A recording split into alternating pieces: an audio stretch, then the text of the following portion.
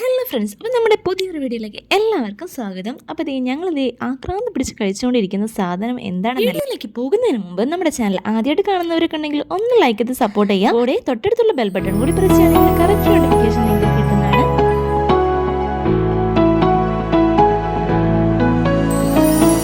ഇന്നത്തെ നമ്മുടെ വീഡിയോയിൽ നമ്മൾ ഉണ്ടാക്കാൻ പോകുന്നത് അടിപൊളി ഒരു ചിറ്റ് മസാലയാണ്. അപ്പം നമ്മുടെ കൊച്ചു കുട്ടികൾക്ക് വരെ എളുപ്പത്തിൽ തയ്യാറാക്കാൻ പറ്റുന്ന ഒരു റെസിപ്പി കൂടിയാണ്. അപ്പോൾ നമ്മുടെ ചായക്കൊക്കെ എന്തെങ്കിലും കടിയൊക്കെ വേണമെന്നുള്ളവരുണ്ടെങ്കിൽ ഇതൊന്ന് പരീക്ഷിച്ച് നോക്കുക. നമ്മുടെ കൊച്ചു കൂട്ടുകാർക്ക് വരെ എളുപ്പത്തിൽ തയ്യാറാക്കാൻ പറ്റുമെന്ന് പറഞ്ഞു. അപ്പോൾ അതിന് വേണ്ടിയിട്ട് നമ്മളിത് ഇതുപോലെ സവാള നന്നായിട്ടൊന്ന് അരിഞ്ഞെടുക്കണം.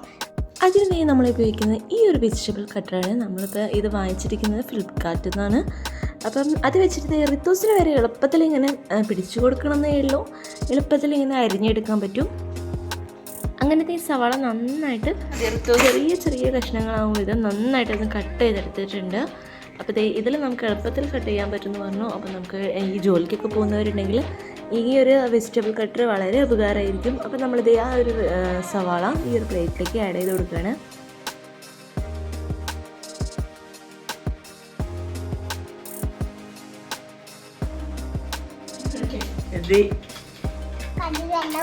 കണ്ണു വെള്ളവരുണ്ട്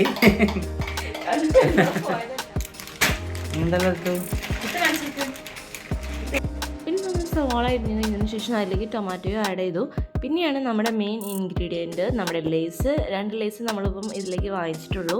ഇനി ഈ സവാളയും ടൊമാറ്റോയും നമ്മൾ ഓൾറെഡി കട്ട് ചെയ്ത് വെച്ച് അതിലേക്ക് ഈ ലേസ് നന്നായിട്ട് പൊടിച്ചിടണം. ലേസ് കുറച്ച് വലുപ്പം ഉണ്ടാവുമല്ലോ. അപ്പോൾ അതിനെ നമ്മൾ എന്ത് ചെയ്തും ആ കവറിൽ തന്നെ ഇട്ടിട്ട് രണ്ടും കൂടെ ഒരു കവറിലേക്ക് മിക്സ് ചെയ്ത് ഇടുകയാണ്. അതിനുശേഷം നന്നായിട്ട് ആ കവറിലിട്ടിട്ട് പൊടിച്ചെടുക്കണം.